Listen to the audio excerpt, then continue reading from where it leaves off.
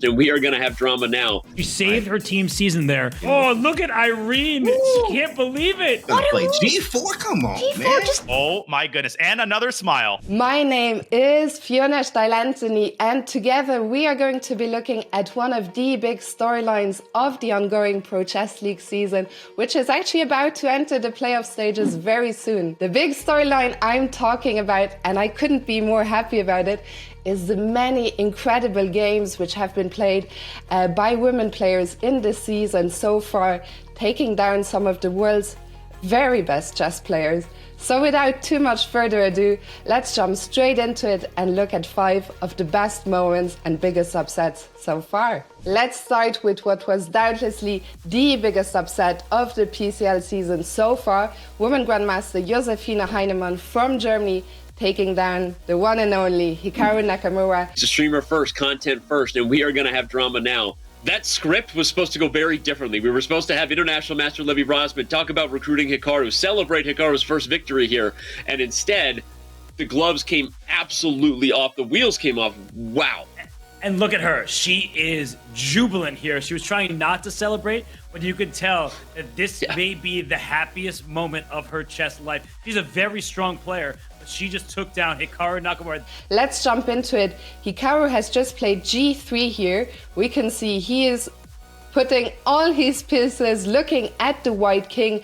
And here Josefina, who has been defending what was a difficult position from the start very resiliently, she finds the only move, F3, saying no thank you, I'm not going to let you open my king. And suddenly things are not so clear any longer. Hikaru, realizing this, tries to go all in here. He plays Queen F6, looking to take the pawn on H4. However, this allows a big counter strike, and Josefina does not miss her chance here. She plays the skewer Bishop G5, hitting the queen on F6 and the rook on D8 behind that. Hikaru, of course, had not missed this move. His prepared response was rook takes, and after the capture, his idea is to come down to H4 and down to checkmate the king here on G1. However, Josefina had seen this. She now captures the pawn on E4. Not only is it a pawn, but more importantly, she is stopping the black queen from coming in via H4. Hikaru, his plan was knight F4, blocking the queen's path, saying, I still want to bring my queen to H4 and try and checkmate your king here. But now comes one of the most important moves in this game. It is a retreating move. It is the simple knight E3. Knight E3 not only looks at the knight on D5, but more importantly, the knight wants to come back because this king needs protection. And from F1, the knight will defend the very important square on H2. Hikaru still goes forward. He has no choice. He's threatening to come in here, but back comes the knight, and suddenly all the threats have been stopped here. Hikaru tries to now hold on to this knight on D5, but Josefina plays another brilliant move, C4, attacking the knight on D5, also utilizing the pin along the D file. Hikaru has no choice but to give up another piece. He tries to bring his rook into the game now, but here comes the queen with jack. The king has no choice but to move away, and suddenly it all falls apart for Hikaru. Josefina captures a pawn on C6, and look at this king on B8, looking very lonely now.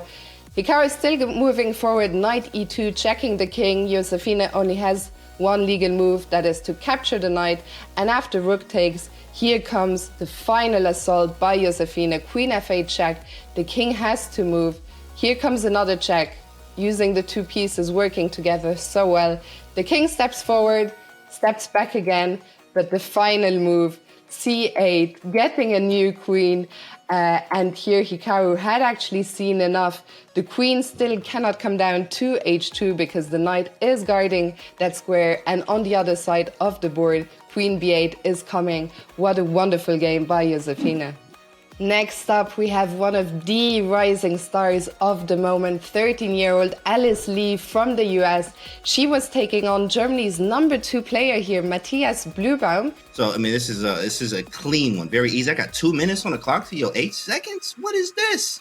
What is it? I mean, a lot of times you're scared, or you like, oh man, like how do I win this in game? I'm up 3 pawns. Like I don't know what to do. I'm playing a GM, and I don't. She's just gonna play G4. Come on, G4, man. just taking that F5 square from the king. That is insane technique. Ridiculous. That's page 387. G4 right here. That was beautiful. Wow. Resignation. Resignation. Oh my goodness. But now emotion. The biggest upset of the Pro Chess League, and Alice Lee there. We see her keeping her smile under control, but she knows she's done it for the team. The St. Louis Archbishops, we call them the favorite, but it was not because of Alice, but she's proved us all wrong on the fourth board. What a result for this 12-year-old. We jump into the position in this moment, looking at a roughly even middle game here. And Matthias is first to go wrong. He goes knight e4. This looks like a logical move at first sight, putting a knight in the center. However, it is a big mistake, and Alice is about to show us why. Here it comes. Knight takes, and after pawn takes, although the knight on f3 is under attack, Alice completely ignores that and goes on the counterattack, threatening mate on g7. So of course black cannot capture the knight, that would just run into checkmate. So instead black tries to defend with g5. Once again, Alice says, be my guest, you can take my knight if you want, but that would run into the big problem of queen takes h6, which once again mate being unavoidable for black. So Matthias tries to bring his queen back into the defense. He has no choice really, but in comes the white queen, renewing the checkmate threat here on g7. Matthias, queen h7, he has to defend, he cannot allow the mate, and here they just keep falling like flies. All the pawns on the king side are being hoovered up. Queen takes g5, checking the black king.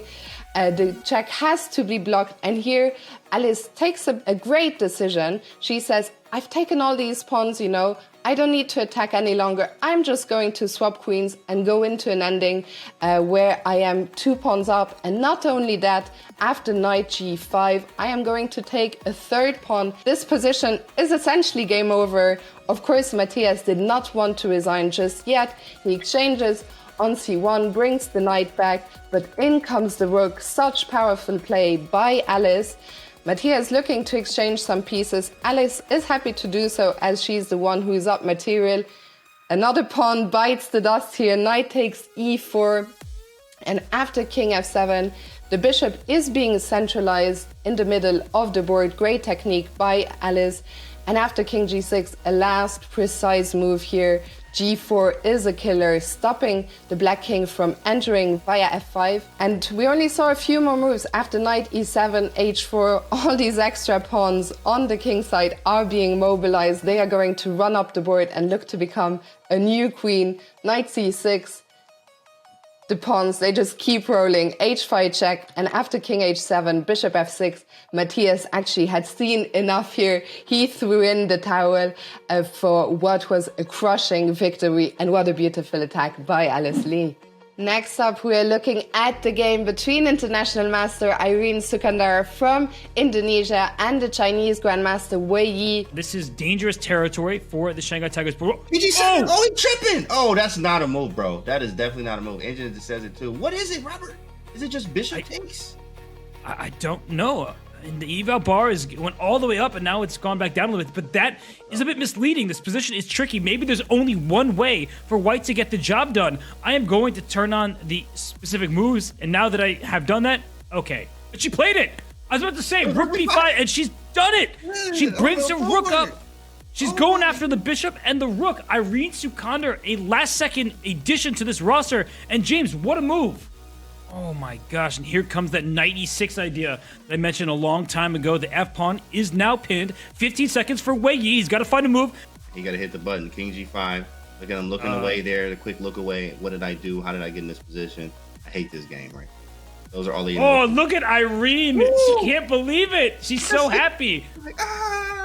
Like, you know, she just dunked on somebody, right? Like, if you get dunked on, posterized, and you come down. If you haven't heard of Wei was the youngest player ever to cross the 2700 mark at the age of only 15, a record he still holds to this day. So that tells you something about what an outstanding player he is. However, in this game, with his last move, king to g7, he has just gone from a winning to a losing position.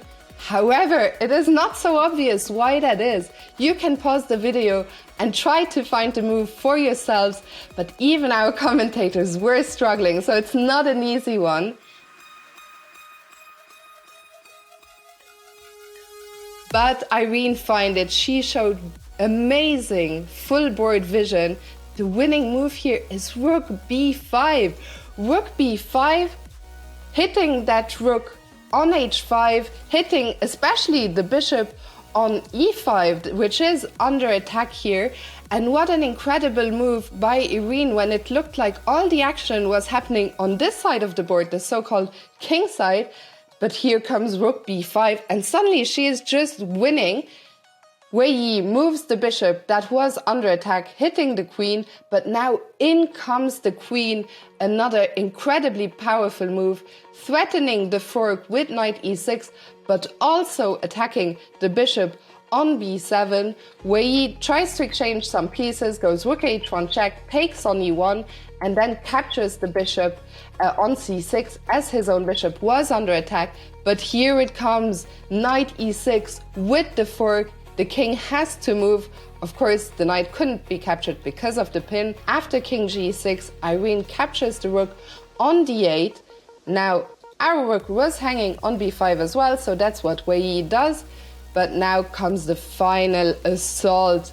The attack is going to crush through here. Queen takes f7, checking the black king. The black king has to move forward to keep an eye on the knight on f6.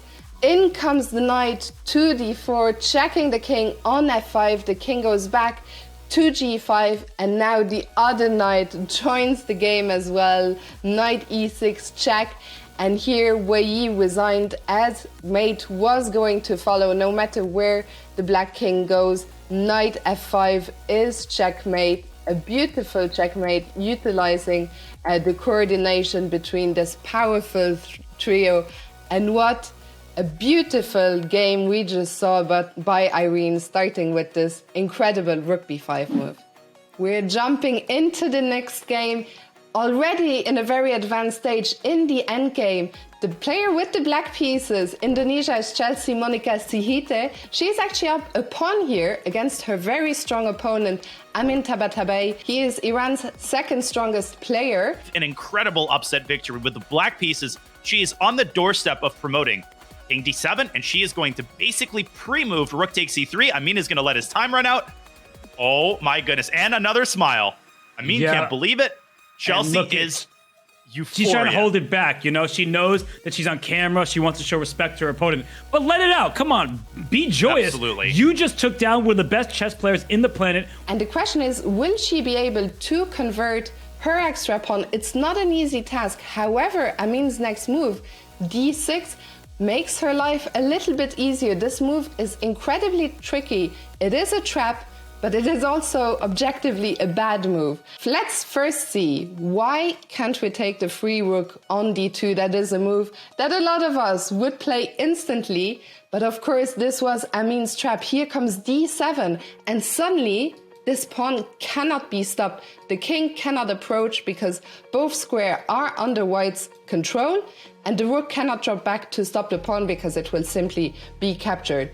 So knight d7, be careful, that's not a rook that you can capture. Monica, she spots the threat and simply brings her king to the center, king e8, saying, I'm just going to step in front of your d-pawn. Now in comes the white rook with a check. The king steps in front of the white king, and now white says, I want to stop you from moving your own d-pawn by pinning the pawn to the rook.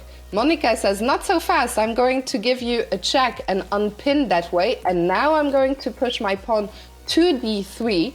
Now, Amin had calculated actually quite a nice defensive sequence here. However, it's not enough because after knight g7, Monica pushes the pawn to d2. She's only one square away from queening now.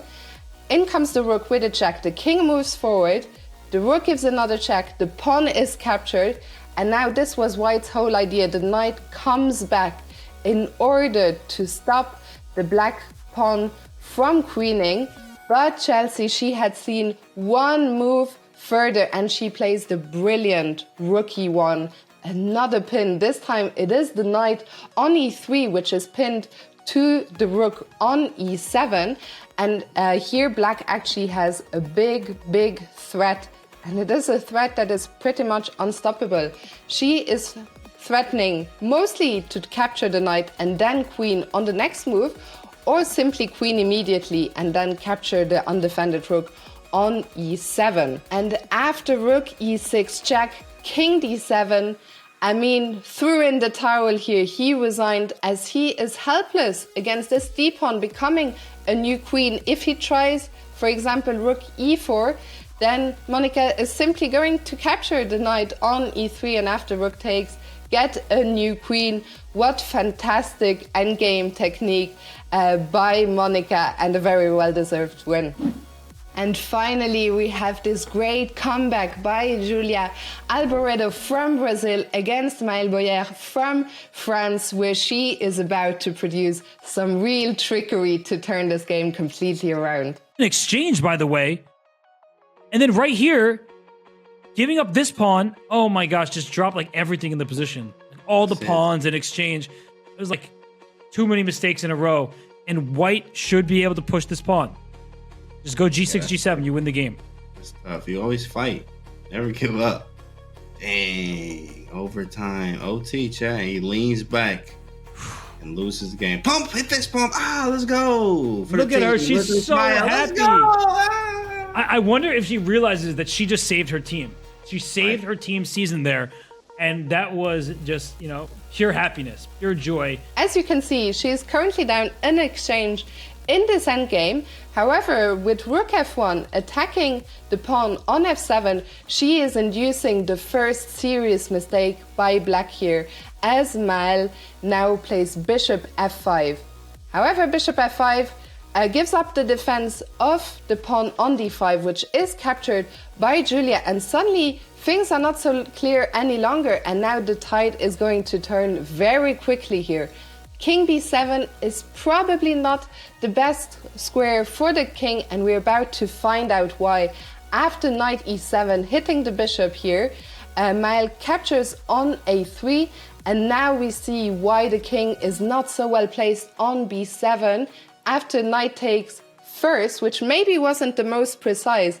And why was knight takes f5 not the most precise? This was the last moment Maëlle could save himself. I invite you to pause the video and see if you can figure out how he could do that. Pausing, 3, 2, 1. The reason was that he could have captured that pawn on c3. I'm going to spare you the details. There are some long and complex lines here. I will tell you that the computer gives equality.